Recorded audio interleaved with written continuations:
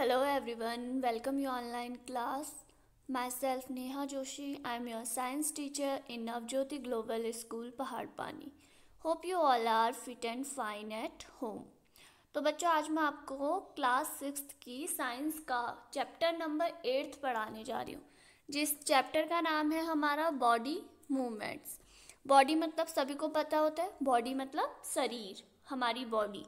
Movements मतलब गति, ठीक है। जैसे हम उठते हैं, बैठते हैं, तो ये सब किसके अंदर आते हैं? मूवमेंट्स के अंदर। तो स्टार्ट करते हैं इस चैप्टर को। सिट एब्सोल्युटली स्टिल, बिल्कुल शांत होकर बैठिए। Observe the movements taking place in your body.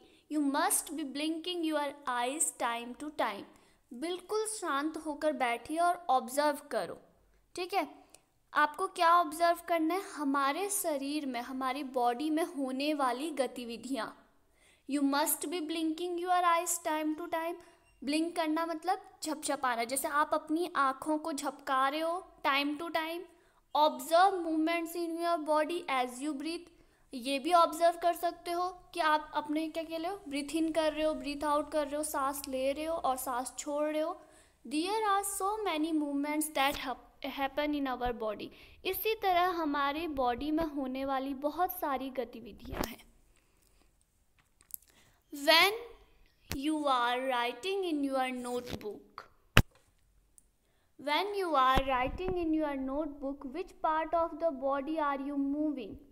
Or when you turn and look at your friend, different parts of your body move while you remain at the same place. जब आप अपनी notebook में लिखते हैं, तब आपके शरीर का कौन सा पार्ट मूवमेंट करता है? हम नोटबुक में लिख रहे हैं, नोटबुक में आप कॉपी में लिख रहे हो, तो कौन सी शरीर में मूवमेंट हो रहा है? हमारे हैंड में, हमारे हाथों में मूवमेंट हो रहा है। जब आप अपने दोस्त को देखते हो मुड़कर, और when U turn and look at your friend, और आप जब मुड़कर अपने दोस्त को देख रहे हो, तो तब आपका बॉडी का कौन सा पार्ट मूवमेंट कर रहा है? देखो, हम मुड़ के देख रहे हैं तो हमारी गर्दन मूव कर रही है। Different parts of your body move while you remain at the same place. तो एक ही स्थान पे अगर हम रहकर, हम एक ही स्थान पे, और देखो हमारी बॉडी में इतने सारे मूवमेंट हो रहे हैं। अगर हम अपने दोस्त को देख रहे हैं तो हमारी नेक मूवमेंट कर रही है, गर्दन मूवमेंट कर रही है। अगर हम कुछ लिख रहे हैं तो हमारा हाथ मूवमेंट कर रहा है। तो इस तरह आप देख सकते हैं कि एक ही टाइम पे हमारी बॉडी एक ही जगह पे रह के इतने सारे मूवमेंट कर सकती है। You also move from one place to another. You get up and go to your teacher or to the school compound, or go home after school. You walk, run, skip, jump and move from place to place. आप बहुत सारे example अपनी daily life में देख सकते हैं। हम एक स्थान से दूसरे स्थान जाते हैं, हम उठकर अपने टीचर के पास जाते हैं। क्लास ख़त्म होने के बाद जब आप ग्राउंड में जाते हो तो ग्राउंड में क्या क्या करते हो? चलते हो, दौड़ते हो, जंप करते हो, मूव करते हो, इधर से उधर जाते हो। तो देखो आप इतनी सारे अब हमारी बॉडी क्या करती है? मूवमेंट करती है। उठना भी एक मूवमेंट होता है। आप खाना खा रहे हो तो खाना कैसे खा रहे हो? अपने हाथों से। तो ये भी एक क्या मूवमेंट है। Let us see how animals move from place to place. तो अब देखते हैं, ठीक है, आइए देखते हैं कि अब एनिमल्स, जानवर, एक स्थान से दूसरे स्थान कैसे जाते हैं, कैसे मूव करते हैं। तो टेबल 8.1 फिल करनी है आपको after discussing with your teacher and friends. तो आपको यहाँ पे टेबल देखो, यहाँ पे दिया है animals body part used for moving from one place to another. How does the animal move? तो देखो काव है, काव लेग्स क्या करती है? चलती है। काव अपने लेग्स के जरिए चलती है। इसी तरह आपको ह्यूमंस, स्नैक देखो होल बॉडी। स्लीथर मतलब होता है रेंगना। तो रेंगने के लिए उसे क्या चाहिए? अपनी पूरी बॉडी का चाहिए, तो उसकी पूरी बॉडी मूवमेंट करती है। तो इसी तरह आपको यहाँ पे बर्ड, इंसेक्ट, फिश, इन सब के बारे में भी बताना है। तो नेक्स्ट पैरा है हमारा walk, run, fly, jump, creep, crawl. slither and swim. These are only few of the ways in which animals move from one place to another. चलना, टहलना, दौड़ना, उड़ना, छलांग मारना, रेंगना, तैरना, ये सभी जंतुओं के एक स्थान से दूसरे स्थान तक जाने के कुछ ढंग हैं, कुछ तरीके हैं. तो चल के जाते हैं, कोई रन दौड़ के जाते हैं, कोई फ्लाई उड़ कर जाते हैं, कोई जंप करके जाते हैं, तो कोई क्रीप करके, कोई क्रॉल करके, कोई रेंग कर जाते हैं, कोई तैर कर जाते हैं. तो ये क्या है, एनिमल्स के अपने मतलब एक स्थान से दूसरे स्थान जाने के क्या है, तरीके हैं. Why are there so many differences in the way that animals move from place to place? Why is it that many animals walk while a snake slithers or crawls and a fish swim? तो इन सब में इतना अंतर क्यों है? ऐसा क्यों है कि कुछ जानवर चल के जा रहे, कुछ रेंग कर जा रहे, कुछ स्विम कर रहे? तो ये अंतर क्यों है, ये हमसे पूछ रहे हैं. नेक्स्ट टॉपिक है हमारा human body and it's movement. Human body मतलब मानव शरीर, एंड इट्स मूवमेंट और इसकी गतिविधियाँ. Let us look closely at some of our own movements to begin with before looking at all these variety of movements in animal. Do you enjoy doing physical exercise at school? How do you move your hands and legs while doing different exercise? तो चलो अब हम पहले humans की जो movement हो रही है, ह्यूमंस की बॉडी में, मानव शरीर, हमारे शरीर में जो मूवमेंट्स हो रही है, इनके बारे में पढ़ते हैं. फिर इसके बाद आगे को फिर देखेंगे जो जानवरों में गतिविधियाँ हो रही है उनके बारे में. तो जैसे आप सभी को पसंद होगा, हम लोग एक्सरसाइज करते हैं, ठीक है. विद्यालय में या स्कूल में आप लोग क्या करते हो, एक्सरसाइज करते हो. तो सबको एक्सरसाइज करने में अच्छा लगता है. तो आप एक्सरसाइज में अपने हाथों को, हर जैसे एक्सरसाइज अलग अलग होती हैं, PT1, PT2, तो हर एक्सरसाइज में किसी में आप अपना हाथ को स्ट्रेट करते हो, किसी में अपने पैरों को बैंड करते हो, किसी में आप अपनी कमर बैंड होकर एक्सरसाइज करते हो. इस तरह आप बहुत सारे डिफरेंट मूवमेंट्स हम एक्सरसाइज के टाइम पे करते हैं. Let us try some of the many movements our body is capable of. तो हम कुछ शारीरिक गतियाँ करने का प्रयास करेंगे जो हमारी बॉडी कर सकती है. नेक्स्ट पैरा है, bowl an imaginary ball at an imaginary wicket. How did you move your arm? एक काल्पनिक विकेट, इमेजनरी मतलब काल्पनिक विकेट पर काल्पनिक गेंद फेंकने का प्रयास करो. मतलब इमेजिन करो कि आप एक क्या कहते हैं, विकेट लेने के लिए आप एक गेंद फेंक रहे हो. हमें बस इमेजिन करना है. How did you move your arm? तो आप अपने हाथ को किस तरह घुमाएंगे, ये आपको इमेजिन करके सोचना है कि आप अपने हाथ को कैसे घुमाएंगे अगर आप बॉलिंग कराएंगे तो. Did you rotate it at the shoulder in a circular movement? Did your shoulder also move? तो क्या आप इसे कंधे से, जैसे कंधे से होता है ऐसे हाथ लॉन्ग सर्कल के साथ उसमें घुमाएंगे, आपका कंधा भी मूव करेगा. Lie down and rotate your leg at the hip. अब आप झुक जाइए, ठीक है. अब क्या करो, अपनी पेट के बल लेट जाइए और अपने पैर को band your arm and elbow at the leg at the knee. और जो कुहनी है पैर की, वहाँ से अपने आर्म को बैंड करने लग जाइए. Stretch your arm side way, फिर अपने आर्म को स्ट्रेच करो side. Band your arm, touch your shoulder with your fingers. फिर वापस से अपने आर्म को कहाँ पे, अपने शोल्डर तक आपको टच करना है. तो ये टाइप की एक्सरसाइज है, आप लोगों ने करी भी होगी. तो इस तरह यहाँ पे ये हमसे डिफरेंट टाइप की एक्सरसाइज पे इमेजिन करने के लिए कह रहे हैं कि जैसे हम गेंद फेंक रहे हैं, ठीक है. तो गेंद हम कैसे फेंकेंगे, बॉल हम कैसे कराएंगे, हमारा हाथ ऐसे रोटेट करेगा तभी तो हम बॉल करेंगे. और बिना रोटेट करे आप सिर्फ हाथ को अपने ऊपर तक, शोल्डर तक लाके ऐसे भी बॉल फेंक सकते हैं. तो ये डिफरेंट वेज है.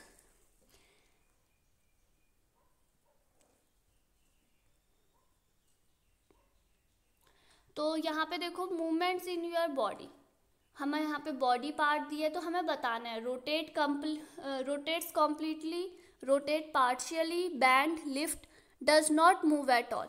हमें बताना है कि कौन सा पार्ट पूरी तरह जैसे नेक है, नेक हमारा कंप्लीटली रोटेट हो जाता है? नहीं, सिर्फ हाफ रोटेट होता है। हम जैसे अपनी गर्दन को आप डायरेक्ट पीछे को कर सकते हो? नहीं कर सकते हो। कितना बैंड करते हैं हम? सिर्फ हाफ। तो इसी तरह आपको wrist, finger, knee, ankle, toe और बैक और हेड, इन सब का भी बताना है। नेक्स्ट है, did you notice that we are able to bend or rotate our body in places where part of our body seem to be joined together like elbow, shoulder or neck. These places are called joints.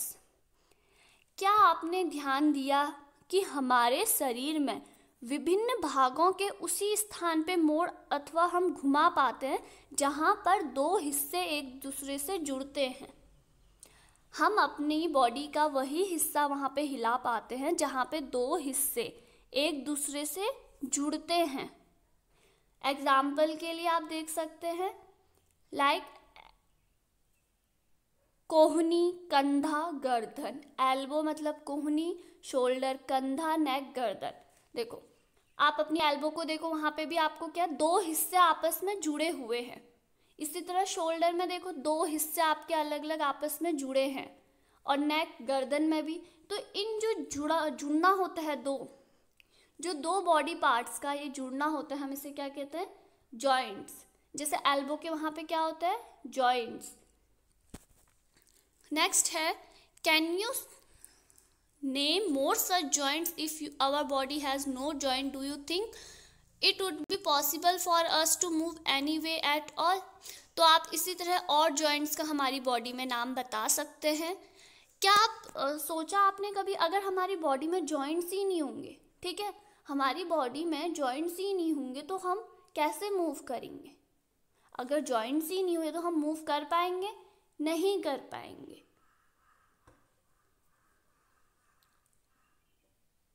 What exactly is joined together at this point? Press your finger against the top of your head.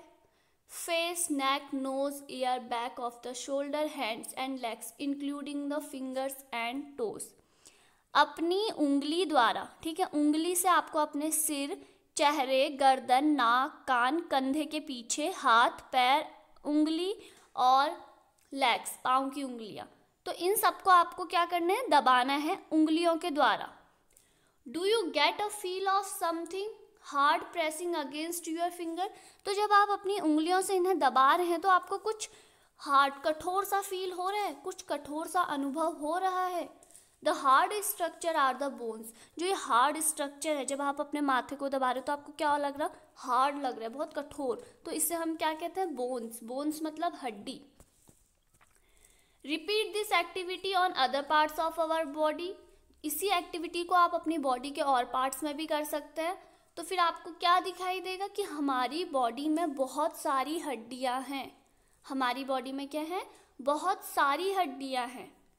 Bones can not be bend, और हड्डियां नहीं मुड़ती। हड्डियों को मोड़ा, bent मतलब मोड़ना, मोड़ा नहीं जा सकता।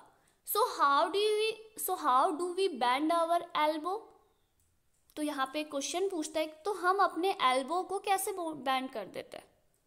ठीक है, it is not one long bone from the upper arm to our wrist, it is different bones joint together at the elbow. Elbow को हम इसलिए बेंड कर पाते हैं क्योंकि ये सिर्फ वन लॉन्ग बोन नहीं होती है, ठीक है, ये अपर आर्म से लेके हमारे रिस्ट तक, ठीक है, हमारे हाथ के ऊपरी हिस्से से लेके, रिस्ट मतलब कलाई, हमारे ऊपर हाथ से लेकर कलाई तक का, ये अलग अलग अस्थियों की बनी होती है, अलग अलग बोन्स की बनी होती है। तो यही रीज़न है कि हम इसे बेंड कर पाते हैं। Similarly, there are many bones present in each part of the body. We can bend or move our body only at those points where bones meet. तो इसी तरह हमारी बॉडी में ऐसे कई क्या कहते हैं, स्थान हैं जिसे हम हिला जुला सकते हैं, और ये where bones meet, ठीक है। और हमारी बॉडी वहीं पे मूव करती है, वहीं पे मुड़ती है या कोई भी गतिविधि करती है जहाँ पे हमारा क्या होता है, पॉइंट्स वेयर बोन्स मीट, जहाँ पे दो हड्डियाँ आपस में मिलती है, जहाँ पे दो हड्डियाँ, ठीक है, दो हड्डियाँ जहाँ पे आपस में मिल रही है उसे हम जॉइंट्स कहते हैं, और वहीं पे हमारी बॉडी में मूवमेंट होता है। There are different types of joints in our body to help us carry out different movements and activity. हमारे बॉडी में अनेक प्रकार की जॉइंट्स होते हैं, ठीक है। जॉइंट्स को हम हिंदी में कहते हैं संधियाँ। हमारी बॉडी में अनेक प्रकार के जॉइंट्स होते हैं जिन्हें हम कैरी आउट डिफरेंट मूवमेंट, जिनसे हम डिफरेंट मूवमेंट्स करा सकते हैं, वो विभिन्न प्रकार की गतिविधियां करा सकते हैं। तो पहला जॉइंट है हमारा बॉल एंड सॉकेट जॉइंट। तो फर्स्ट जॉइंट है हमारा ball and socket joint. Roll a strip of a paper into a cylinder, make a small hole in an old rubber और plastic ball and push the paper cylinder into it as shown in figure 8.2. You can also stick the cylinder on the ball. Put the ball in the same bowl. कागज की एक पट्टी को आपको बेलन के रूप में मोड़ना है, ठीक है। सिलेंडर मतलब बेलन। कागज का एक स्ट्रिप लो और उसे आपको बेलन के रूप में फोल्ड करना है। फिर रबर और या पुरानी कोई प्लास्टिक की आप गेंद लीजिए, ठीक है। रबर या पुरानी प्लास्टिक की गेंद लीजिए और उसमें एक छेद करो। गेंद मतलब बॉल, ठीक, बॉल को हिंदी में गेंद कहते हैं। और उसमें क्या करो, छोटा सा छेद करो, ठीक। फिर उस छेद में मुड़े हुए कागज का जो आपने बेलन बनाया है उसे डाल दो। और जैसा कि यहाँ पे डायग्राम में दिखाया है, देखो आप ये देख सकते हो, यहाँ पे है, देखो आप 8.2 making a ball and a socket joint. ये जैसे हमारा बॉल है, यहाँ पे आप देख सकते हो ये बॉल है और ये पेपर सिलेंडर है। जो ये नीचे पे है ये है बाउल, फिर इसे हमने बाउल में करना है। Does the ball rotate freely inside the bowl? Does the paper cylinder also rotate? तो अब ये कह रहे हैं कि गेंद जो हमने ये गेंद है उस गेंद को बॉल में चिपकाना था। उसके बाद ये पूछ रहा है does the ball rotate freely? गेंद क्या उसके अंदर फ्रीली घूम रही है? जो हमारी बॉल है उस बाउल में पूरा फ्रीली मतलब फ्री होके घूम रही है। Does the paper cylinder also rotate? और वो जो हमने पेपर का सिलेंडर बनाया है, कागज का बेलन बनाया है, वो भी घूम रहा है। Now imagine that the paper cylinder is your arm and the ball is its end. अब इमेजिन करो, कल्पना करो कि कागज का जो बेलन है वो हमारा हाथ है, ठीक, और जो बॉल है उसका दूसरा सिरा है, कोना है। The bowl is like the part of the shoulder to which your arm is joined. और जो कटोरा है द बाउल, वो क्या है, हमारे शोल्डर का पार्ट है, एक हिस्सा है। ये आपको इमेजिन करना है। और जहाँ पे हमारा हाथ क्या है, जुड़ा हुआ है। The rounded end of the one bone fits into the cavity of the other bone. एक जो हमारी हड्डी है, एक बोन मतलब अस्थि या हड्डी, एक हड्डी का गेंद वाला गोल दूसरी हड्डी के कटोरी वाली जो रूपी कैविटी है, हमारी कैविटी मतलब एक हॉलो स्पेस, खाली स्थान, उससे क्या है, जॉइंट है। Such a joint allows movement in all direction. तो जहाँ पे इस तरह का हमारा जॉइंट होता है तो वहाँ पे आप सभी डायरेक्शन में क्या करते हो, रोटेट कर सकते हो। Can you name another such a joint? तो क्या आप कोई और इस तरह के जॉइंट का नाम बता सकते हैं? तो यहाँ पे आप देखो, a ball and a socket joint. हमारी ये थाई है, ठीक है, थाई बोन, जांग कहते हैं, ठीक, और ये ऊपर पे बॉल और सॉकेट जॉइंट है। तो आप देख सकते हो यहाँ पे ये हिप बोन है हमारी, ये आपका पीछे से हिप का पोर्शन है। और यहाँ पे आप देखो किस तरह आप अपनी जांग को, और यहाँ पर से हिप्स, और यहाँ पर ऊपर पे हमारे इससे जॉइंट है। नेक्स्ट है हमारा पिप्टल जॉइंट, इसे हम कहते हैं धुराग संधि। जॉइंट मतलब संधि। The joint where our neck joins the head is a pivotal joint. गर्दन तथा सिर को जोड़ने वाली, गर्दन और सिर को जोड़ने वाली जो हमारी जॉइंट है उसको हम क्या कहते हैं? Pivotal joint. It allow us to bend our head forward and backward. यह इसके द्वारा हम अपने सर को आगे पीछे या दाएं बाएं घुमा सकते हैं। How are these movements different from those of our arm that can rotate completely in circle? Its ball and socket joint. In a pivotal joint, a cylindrical bone rotates in a ring.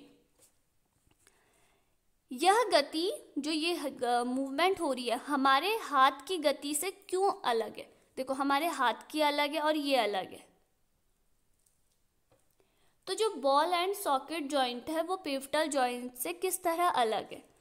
तो जो हमारा pivotal joint है ये हमारा rotates in a ring, ये एक ring की तरह रोटेट करती है, ठीक है। नेक्स्ट है हमारा hinge joints. Open and close a door for a few times, observe the hinges of the door carefully, they allow the door to move back and forth. Hinge joint को हम कहते हैं हिंज संधि। घर के किसी दरवाजे को बार बार खोलिए और बंद कीजिए और उसके जो हिंग्स होते हैं, कब्जे होते हैं किनारे पे दरवाजे के, उस पर ध्यान देना। तो वो दरवाजे के जो कब्जे हैं आगे और पीछे की ओर खुलने देता है, बस आगे और पीछे। तो यहाँ पे जिस तरह आप देख सकते हो हिंग जॉइंट ऑफ द नी, हमारी नी में, घुटने में क्या होता है? हिंग जॉइंट होता है कि हम उसे, हमारा घुटना कितना बेंट होता है। इस तरह आप देख सकते हैं, जिस तरह दरवाजा आगे पीछे खुल रहा है इसी तरह हमारा जो नी है, घुटना है, वो किस तरह हो रहा है। तो इसलिए आपका क्या होता है? हिंज जॉइंट कहाँ पे पाया जाता है? नी पे। पिप्टल जॉइंट नेक और हेड के बीच में, और बॉल एंड सॉकेट जॉइंट आपका पाया जाता है, यहाँ पे आप एग्जांपल देख सकते हैं, थाई बोन और हिप बोन के बीच में। नेक्स्ट है हमारा fixed joint. Some joint between bones in our head are different from those we have discussed so far. हम जो ये नेक्स्ट है हमारा, इसे हम कहते हैं फिक्स्ड जॉइंट। फिक्स्ड जॉइंट का मीन्स होता है अचल संधि। हमारे सिर की जो बोन्स होती हैं उनके बीच कुछ जॉइंट्स होते हैं जो बहुत डिफरेंट होते हैं। The bones can not move at these joint, जो हड्डियां होती हैं इस जॉइंट पर मूवमेंट नहीं करती हैं। Such joint are called fixed joint. तो इसी तरह के जॉइंट या इसी तरह की संधियों को हम क्या कहते हैं? फिक्स्ड, जो कि अपने स्थान पर फिक्स है, कोई मूवमेंट नहीं कर रही है। When you open your mouth wide, जब आप अपना मुंह को खोलते हैं, ठीक है, you can move your lower jaw away from your head, is not it, isn't it, ठीक है।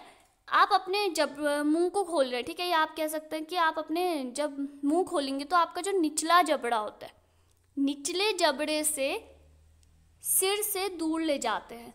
अब आप अपने ऊपरी जबड़े, जो ऊपरी का जबड़ा होता है हमारे जॉ, उसे हिलाने का प्रयास करो। तो क्या आप कर पा रहे हो?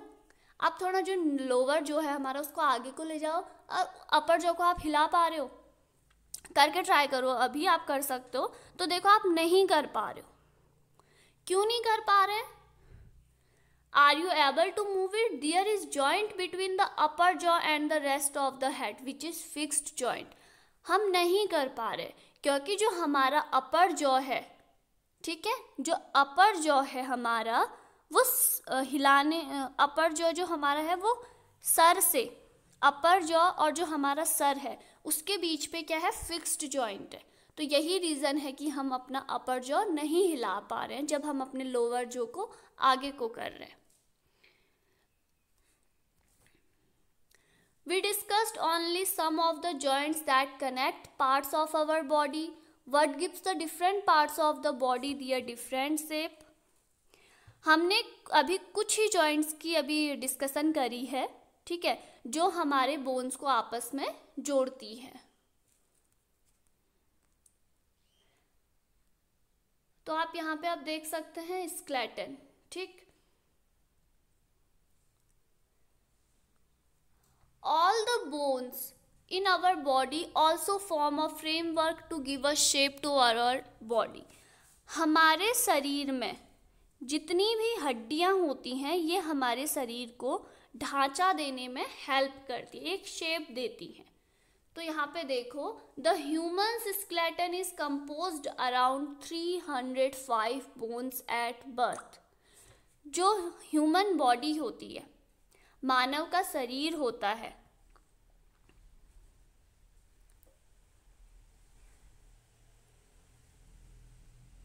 तो मानव का शरीर होता है जब उसका कंपोज्ड होता है, बनता है, तो उसमें कितनी बोन्स होते हैं? 305। The numbers of bones in the skeleton change with age. तो हमारे शरीर में जो हड्डियां होती है वो हमारी उम्र के साथ चेंज हो जाती हैं। इट डिक्रीज, और ये घट के कितनी होती हैं? 206 bones by adulthood after some bones have fused together. तो इसीलिए हम वैसे जब भी कहीं आपसे पूछा जाता है हमारे शरीर में कितनी हड्डी होती है, तो सब आंसर क्या देते हैं? 206। तो 206 इसीलिए आंसर दिया जाता है, क्योंकि 305 इज कंपोज्ड ऑफ अराउंड, इतना कंपोज्ड लगाया गया है, पर जो हमारा मेन होता है हड्डियों का वो होता है 206। तो आप यहाँ पर देख सकते हो बोन्स का एक ढांचा दिया गया है। This framework is called the skeleton. ये ढांचे को हम क्या कहते हैं? स्केलेटन कहते हैं या कंकाल। How did we know that this is the shape of a human skeleton? हम कैसे जानेंगे कि ये जो यहाँ पे कंकाल है, ये जो हमें शेप दिया, ये ह्यूमन का है, ह्यूमन कंकाल, मनुष्य कंकाल का है। How do we know the shape of different bones in our body? हम हमारी हड्डियों का शेप कैसे जानेंगे? We can some idea about the shape. आपको कुछ आइडिया है शेप के बारे में? देखो, one way we could know the shape better would to be look at the x-ray image of the human body. एक तरीका है, ठीक है, एक तरीका है जिससे हम अपनी हड्डियों के बारे में पता कर सकते हैं। वो क्या है? एक्सरे चित्र, एक्सरे इमेजेस। तो एक्सरे इमेजेस सभी कठोर क्या कहते हैं, सभी कठोर बोन्स का, सभी हार्ड बोन्स का हमें एक शेप पता चल जाता है। एक्सरे कराने से हमें हड्डियों का शेप के बारे में पता चल जाता है। Did you know anyone in your family have an X-ray of any part of your body taken? क्या आपको पता है कि आपके परिवार में किसी ने भी अगर बाई चांस अपना कभी एक्सरे कराया होगा, तो किसी भी पार्ट का उसने जो एक्सरे कराया उसकी रिपोर्ट है?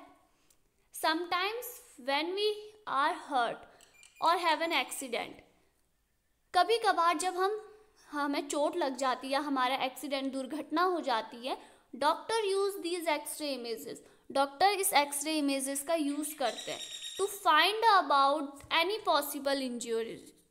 क्यों करते हैं? कि वो पता करने के लिए कहाँ पे क्या हुआ होगा, कहीं इसकी हड्डियाँ तो नहीं टूटी है, या क्या कहाँ पे कौन सी इंजरी हो रखी है। तो इंजरी का पता लगाने के लिए डॉक्टर एक्सरे कराने के लिए कहते हैं, जिनमें हमारी हड्डियों के बारे में पता चलता है। The x-ray shows the shape of the bones in our body. X-ray से हमारी हड्डियों की आकृति का पता चलता है। Feel the bones in your forearm, upper arm, lower arm and upper leg. आप थोड़ा अनुभव करने की कोशिश करो, महसूस करने की कोशिश करो, अपना हाथ लगाकर अपने फोर आर्म पे, अपर आर्म पे, लोअर लेग पे, अपर लेग पे। Try to find the number of bones in each part. अब पता करने की कोशिश करो कि हर पार्ट में कितनी हड्डियां हैं। Similarly feel the bones of ankle और knee joint and compare these the x ray images. और इसी तरह नी जॉइंट और एंकल जॉइंट्स की भी आप हड्डियों को फील करने की कोशिश करो, ठीक है, और उनमें देखो कि कितनी है। जैसे 1 2 ऐसे करके आप काउंट कर सकते हैं अप्रॉक्स नहीं पर हल्का बहुत आप एक बार चेक करके देखो, और फिर देखो एक्सरे इमेजेस और जो आपने फील करके देखा है तो वो कितना आपका मिलता जुलता है। आप अपनी बोन्स ऑफ द हैंड तो देखो, बैंड यूर फिंगर्स, अपनी उंगलियों को मोड़ो। Are you able to bend them at every joint, तो क्या आप उसे हर जॉइंट पे, हमारी हर संधि पर उसे आप बैंड कर पा रहे हो। How many bones does your middle finger have, आपकी जो हमारी मिडिल फिंगर है उसमें कितनी हड्डियां हैं। Feel the back of your palm, हथेली के पिछले भाग को आप स्पर्श करो, उसको टच करके फील करो, उसमें it seem to have many bones, क्या आपको वहाँ पे लग रहा है कि इसमें बहुत सारी हड्डियाँ हैं। इज योर रिस्ट फ्लेक्सिबल, क्या आपकी कलाई फ्लेक्सिबल है, मतलब आसानी से लचीली है, या फिर इधर उधर मतलब अच्छे से बैंड हो रही है, flexible. It is made up of several small bones called carpels, तो ये छोटी छोटी हड्डियों से मिलकर बनी है जिसे हम कार्पेल कहते हैं, ठीक है। What will happen if it has only one bone, क्या होता अगर हमारे हाथ में सिर्फ वन बोन होता, एक ही हड्डी होती, क्या होता। हम इतनी सारी मूवमेंट कर ही नहीं पाते, हमारा फिंगर मूव कर पाते। अगर हमारे यहाँ पूरे हैंड में एक ही हड्डी होता तो आप खुद सोचो, आप कुछ कर पाते, मूवमेंट होता, नहीं होता। तो यहाँ पे देखो, रिब केज, पसली पिंजर कहते हैं इसे, रिब केज। यहाँ पे आपको शोल्डर बोन्स भी दिखाया गया है। थोड़ा इसके नीचे पे देखो, पेल्विक बोन्स, पेल्विक बोन्स को हम कहते हैं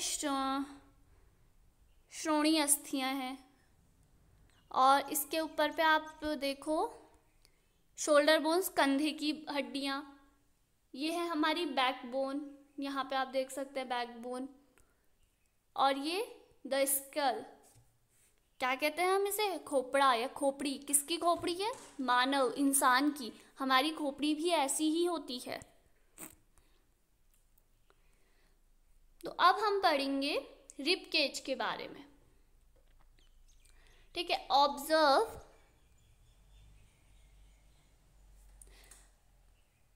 Observe 8.10 carefully and compare with what you feel at the chest bone. तो ध्यान से देख लो रिब केज को, और फिर आप थोड़ा अपनी जो आपकी रिब केज है आप उसमें अपना फील करके देख सकते हैं कि वो भी किस तरह के, इसी तरह की उनकी स्ट्रक्चर है। We see that the ribs are closely bent. हम क्या देखते हैं,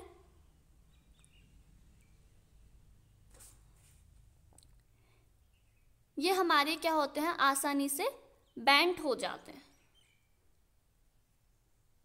हमारे ये ईजिली बैंड होते हैं। जो हमारी पसलियां होती हैं, ये विशेष रूप से मुड़ी हुई होती है, देखो ये मुड़ी हुई है। We see that the ribs are curiously bent, हम क्या देखते हैं कि ये विशेष रूप से मुड़ी हुई है। They join the chest bone and the back bone together to form a box, तो ये हमारी जो चेस्ट बोन है और जो हमारी बैक बोन है, इनको आपस में मतलब जोड़ रही है, इसको इस तरह जोड़ रही है कि एक बक्से की जैसी स्ट्रक्चर दे रही है। हमारी चेस्ट बोन को भी और पीछे से बैक बोन को इस तरह जोड़ रही है कि एक बॉक्स का जैसा स्ट्रक्चर दे रही है। This is called rib cage, और इसे हम क्या कहते हैं, इस बक्से को पसली पिंजर। There are 12 ribs on each side of chest. हमारी छाती के या वक्ष के दोनों तरह कितने रिब्स होते हैं, 12 रिब्स। आपके लेफ्ट साइड को भी 12 होंगे और राइट साइड को भी 12 रिब्स होंगे। हम इन्हें क्या कहते हैं, रिब्स। देख सकते हैं आप अपने हाथों से अपनी बॉडी में हाथ लगा के आप नीचे पे चेस्ट के वहाँ पे आप देख सकते हैं कि आप काउंट भी कर सकते हैं ईजिली कि ये किस तरह से कितने रिब्स हैं। Some important internal parts of our body lie protected inside this cage, हमारे शरीर के कुछ महत्वपूर्ण अंग इससे सुरक्षित रहते हैं। नेक्स्ट है, ask some friends to touch their toes without bending their knees. अपने कुछ दोस्तों से पूछो कि वो बिना घुटना मोड़कर, झुककर अपने पाँव की उंगलियों को छू पाएंगे, छू सकते हैं? तो ये आप उनसे करने के लिए कहो, ठीक है। स्टार्टिंग फ्रॉम द नेक, अब हम गर्दन से स्टार्ट करते हैं। Move your fingers downwards on the back of your friend, अपनी उंगलियों, अपनी फिंगर्स को डाउनवर्ड की ओर ले जाओ, अपनी दोस्त की पीठ पे अपने फिंगर्स को, पीठ से आप नीचे डाउनवर्ड की ओर को ले जाओ, तो आपको एक बैकबोन दिखेगी। एक सीधे डाउन की तरह आप जाओगे, हड्डियां दिखेंगी इस तरह की, तो हम उसे क्या कहते हैं? Backbone. It is made up of many small bones called vertebrate.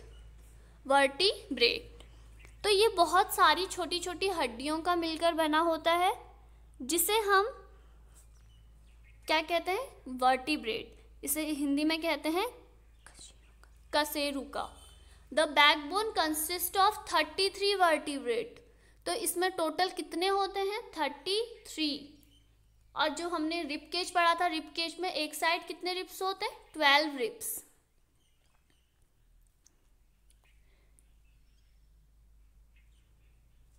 The rib cage is joint to these bones, जो हमारा रिब केज होता है वो इस बैक बोन से क्या होता है? जुड़ा होता है। If back bone was made up of only one long bone, अगर आपकी जो बैक बोन है, जो पीछे मेरुदंड है, बैक बोन को मेरुदंड कहते हैं, अगर ये सिर्फ एक ही हड्डी से बने, सिंगल बोन से बने, तो क्या होगा? हम बेंड कर पाएंगे? नहीं कर पाएंगे, क्योंकि वो छोटी छोटी हड्डियों से, छोटी छोटी 33 बोन से मिलकर बना है, तो इसीलिए हम अपने पीछे से बैक को बेंड कर पाते हैं। नेक्स्ट है हमारा शोल्डर बोन्स।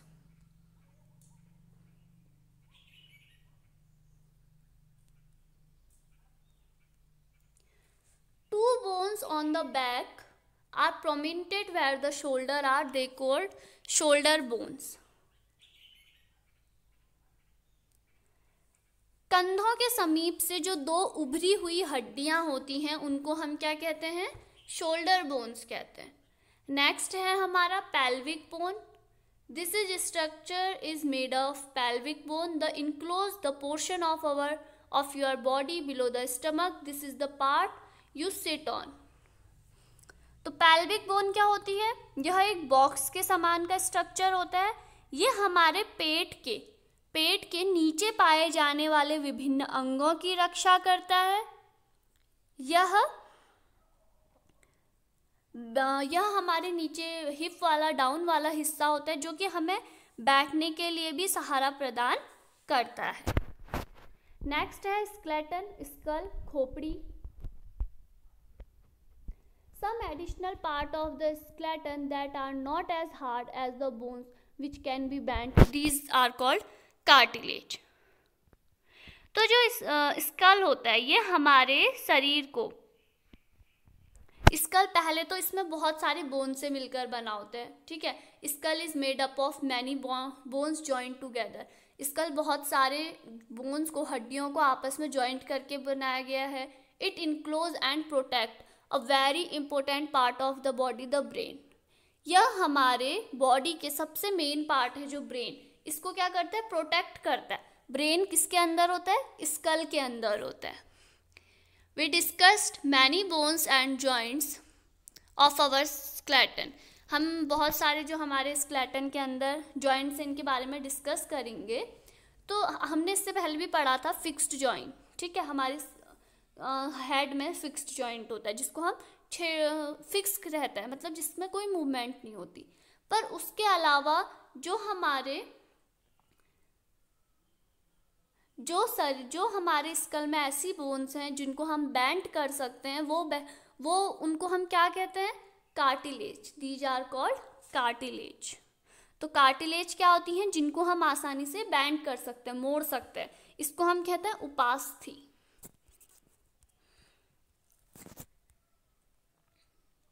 तो देखो यहाँ पे आपको अब क्या दिखाया है? Upper part of year has cartilage, the air lobe.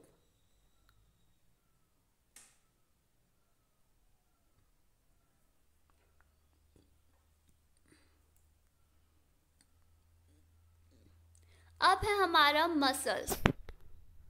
Muscles क्या होते हैं, ठीक है, आपने बहुत सुना होगा कि मसल्स मेरी मसल्स ऐसी हैं, उसकी मसल्स ऐसी हैं। तो मसल्स होते क्या हैं? This is a muscle, the muscle bulged due to contraction.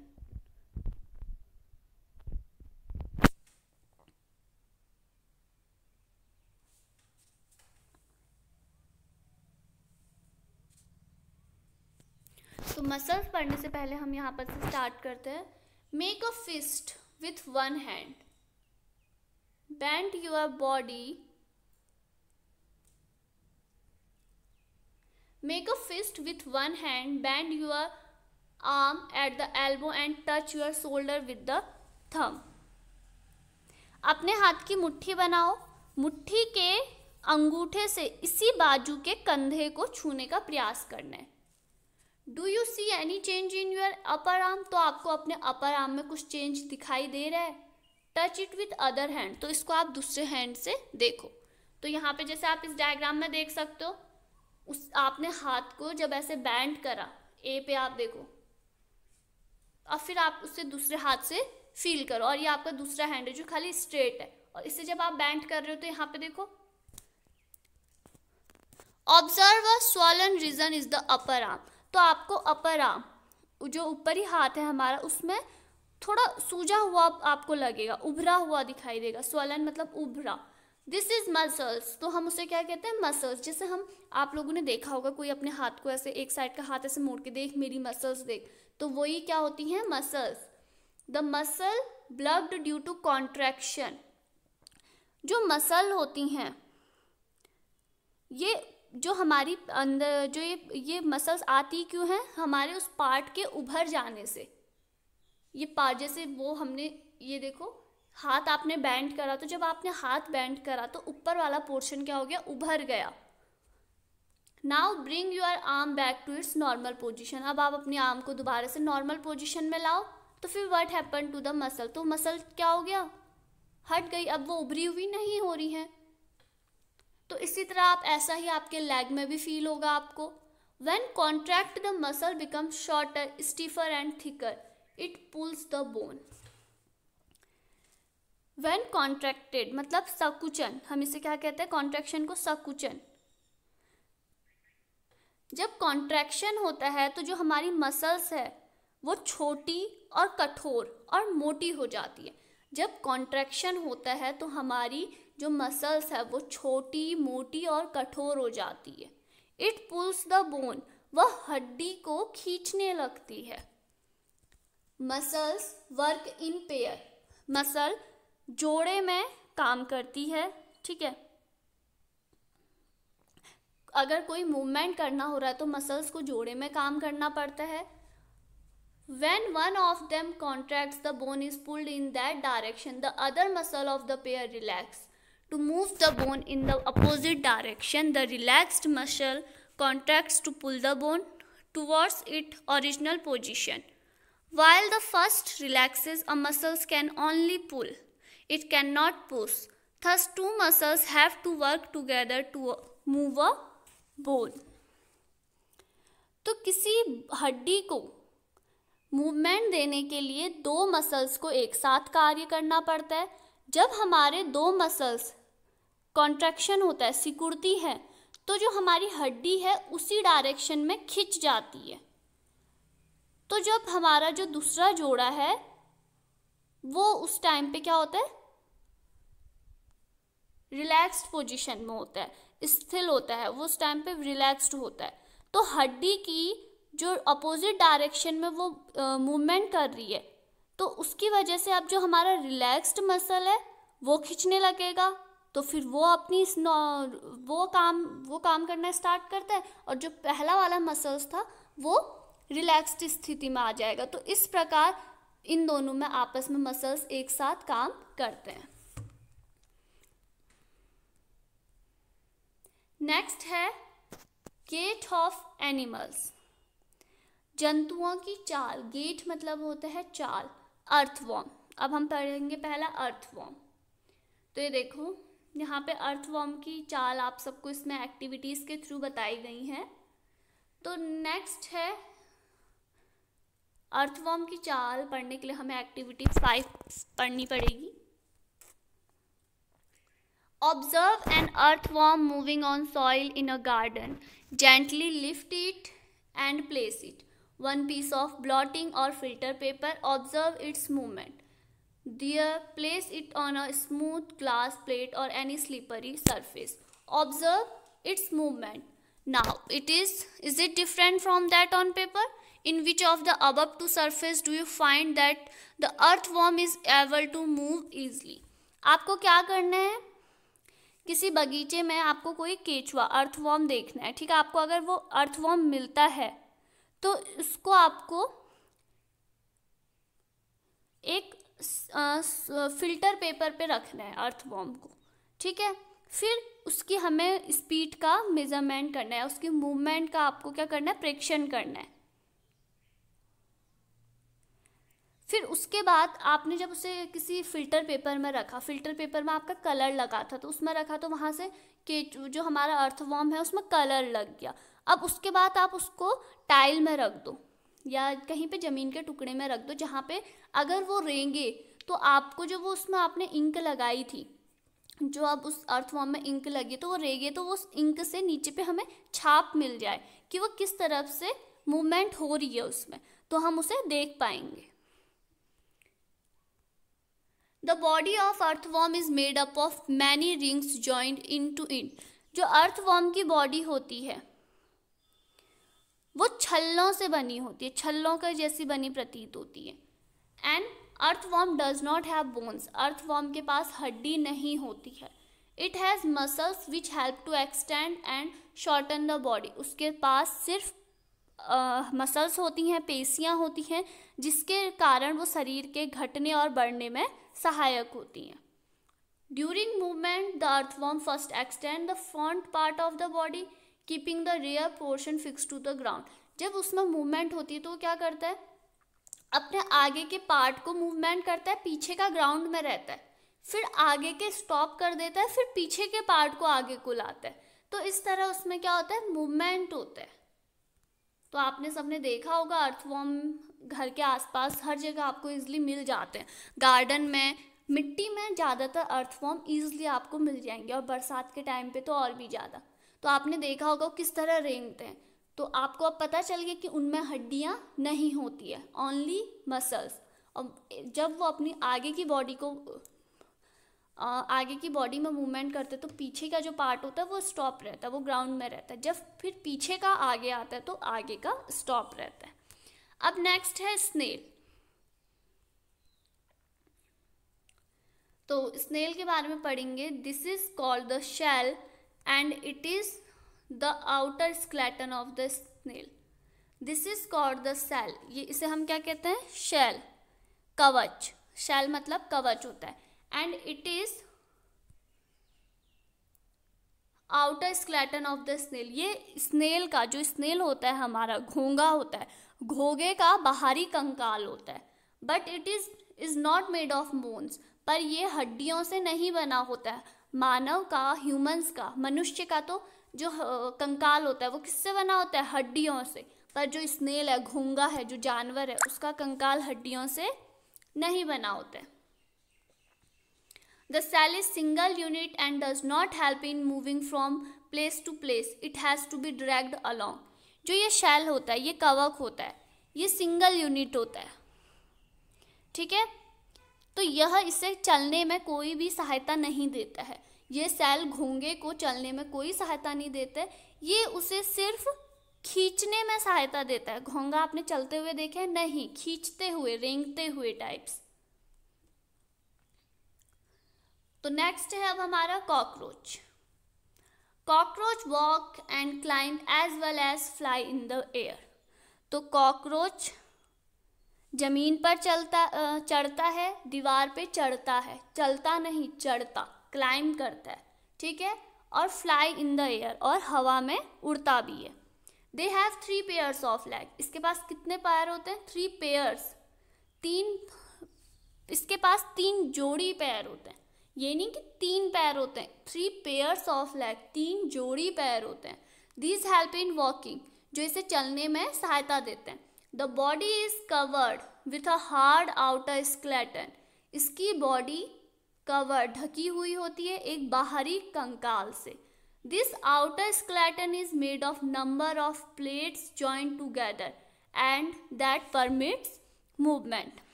जो बाहरी कंकाल होता है ये विभिन्न प्रकार के जॉइंट से मिलकर बना होता है, संधियों से, जिसके कारण इसमें मूवमेंट होती है।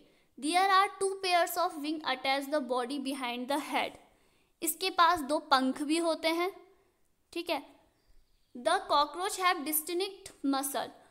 तो कॉकरोच के पास विशिष्ट पेशियां होती हैं, इसके पास विशिष्ट पेशियां होती हैं, muscles.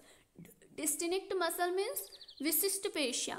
Those near the legs move the leg for walking. The body muscle move the wings. The cockroach fly. जो पसल इसकी पैरों में होती है, जो पेशियां, वो उससे चलने में मदद करती हैं, और जो मसल्स, जो पेशी इसकी बॉडी में होती है, वो इसे उड़ने में मदद करती है। तो इस तरह आपको आज कॉकरोच के बारे में भी पता चल गया होगा। कॉकरोच के पास कितने जोड़ी पैर होते हैं? 3 पेयर्स, ठीक है। और इससे पहले अगर हमें भी पुराना मैं आपसे पूछूं तो ह्यूमंस के शरीर में एक साइड को रिब्स कितनी होती हैं? ठीक है, कितनी होती हैं? 12। बैकबोन में कितनी हड्डियां होती हैं हमारे? कितने स्मॉल बोन्स हैं? 33, जिसे हम क्या कहते हैं? वाइब्रेट। नेक्स्ट है birds.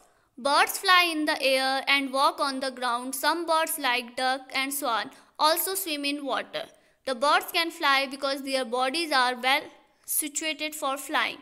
Their bones are hollow and light. The bones of the hind limbs are typical for walking and perching. The bones parts of the forelimbs and modified as wings. The shoulder bones are strong. The breastbone are modified to hold the muscle of flight which are used to move the wings up and down. तो देखो अब यहाँ पे आपको चिड़िया का कंकाल दिखाई दे रहा होगा या पक्षी का कंकाल। तो हमने पक्षियों को उड़ते हुए देखा है, भूमि में चलते हुए देखा है। बतख तथा हंस ऐसे पक्षी हैं जो पानी में तैरते हैं। तो पक्षी उड़ कैसे पाते हैं, उड़ते कैसे हैं? क्योंकि उनका शरीर उड़ने के लिए सुटेबल होता है।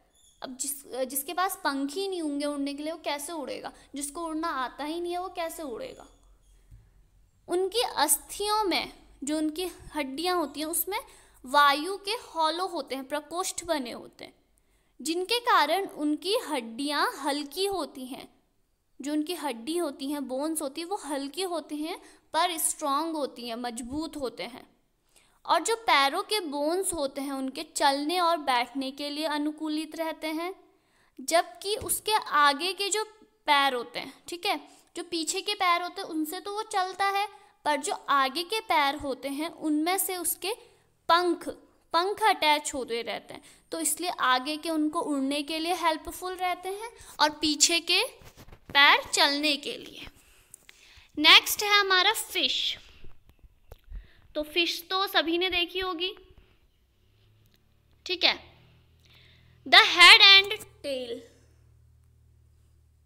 अब फिश कैसे मूवमेंट करती है? The head and tail of the fish are smaller than the middle portion of the body. The बॉडी tapers at both ends.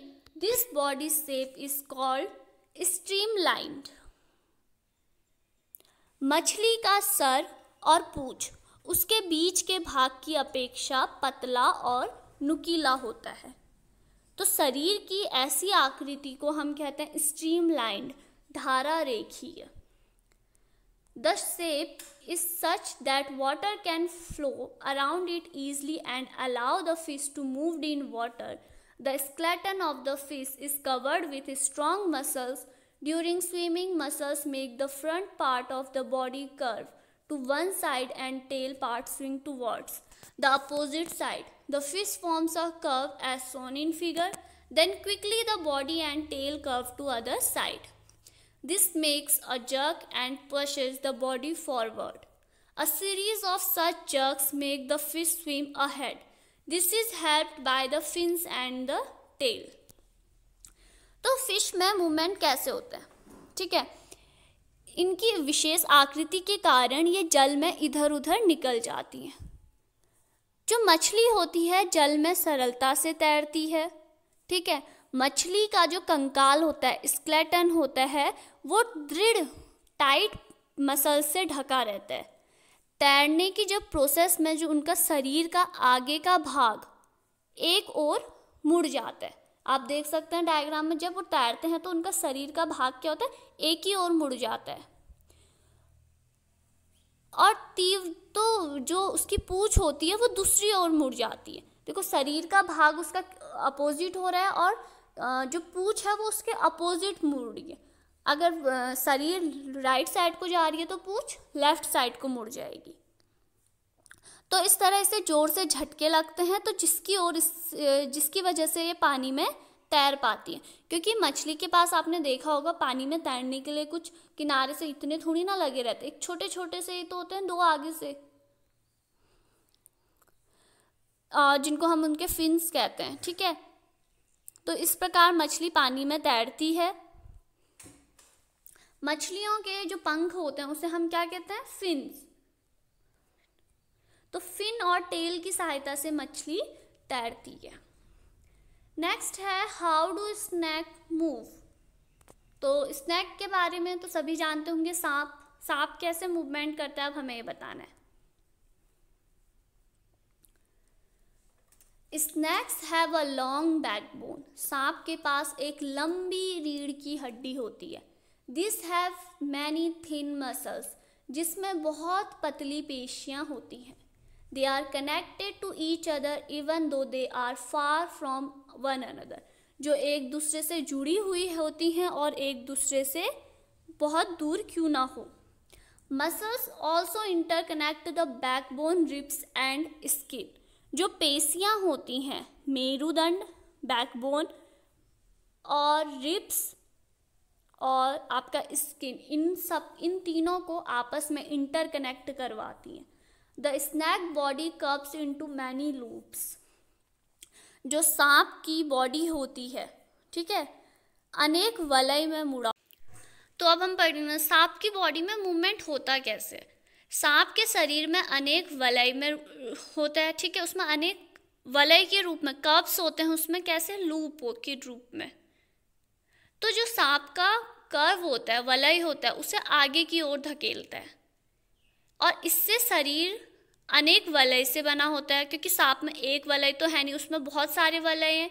तो जो उसका शरीर का आगे का वलय है वो उसे आगे की ओर धकेलता है, और जो शरीर का पीछे का वलय होता है, प्रत्येक वलय उसे आगे को धक्का देता है, ठीक है। जो हर वलय है सांप के शरीर में वो उसे आगे की ओर धकेल रहा है। तो जिसके कारण देखो एक वलय धकेल रहा, दूसरा भी धकेल रहा, पीछे से तीसरा भी धकेल रहा, तो इस तरह उसमें बहुत सारे वलय उसे धकेल रहे, तो उसकी स्पीड बढ़ जाती है। तो इस तरह सांप में मूवमेंट होता है। We have learned about the use of bones and muscles for the movements of different animals. तो हमने इस चैप्टर में पढ़ा कि डिफरेंट एनिमल्स में और ह्यूमंस में बोन्स और मसल्स किस तरह से मूवमेंट देती हैं। पहेली एंड बूझो have many question in their set. पहेली और बूझो के दिमाग में अभी भी बहुत सारे क्वेश्चंस हैं इन सब से रिलेटेड, तो जो अब आगे के चैप्टर्स में, आगे के क्लासेस में धीरे धीरे क्लियर होते रहेंगे।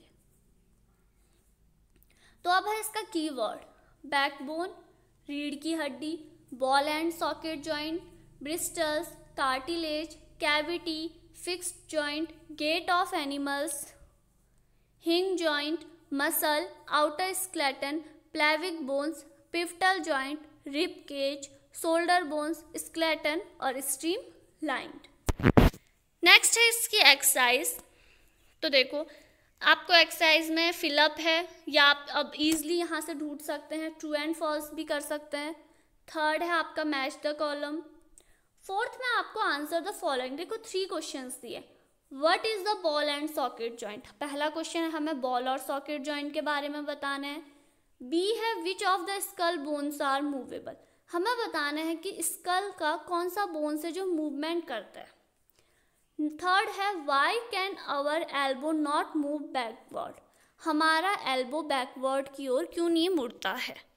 तो ये क्वेश्चन आप इजीली यहाँ से ढूंढ सकते हैं। आप पहले इसे ढूंढिए, मैं आपको लास्ट में इसके आंसर बता रही हूँ। तो जिसको अपने आंसर से कोई क्वेरी है वो उसमें चेक कर सकता है। तो देखो, फिल इन द ब्लैंक्स का फर्स्ट का आपका आंसर है मूवमेंट, बी में स्केलेटन, सी में हिंग और फोर्थ में मसल। तो इसी तरह आपको ट्रू एंड फॉल्स भी दिए गए हैं, आप इन्हें अभी मैच कर लीजिए। और मैच द कॉलम में है upper jaw, movable joint, fish have fins, ribs protect the heart, snail shows very slow movement, cockroach have an outer skeleton, can fly in air। Next जो हमारे क्वेश्चंस थे उनके answer आपको यहाँ पे दिए गए हैं, आप यहाँ से आराम से इजी मैच कर सकते हैं।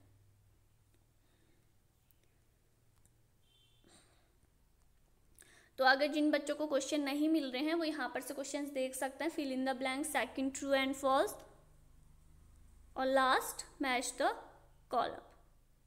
तो इनको लिखने से पहले अच्छी तरह से इनके बारे में समझिए। अगर आपका कहीं पे प्रोनाउंसिएशन में दिक्कत है तो आप डिक्शनरी से इसको लीजिए। तो इस तरह आप अपनी इस चैप्टर जिसके बारे में बॉडी इन मूवमेंट्स था, शरीर में गतिविधियां, हमने इस क्लास 6 के चैप्टर नंबर 6 चैप्टर के अंदर सीखा।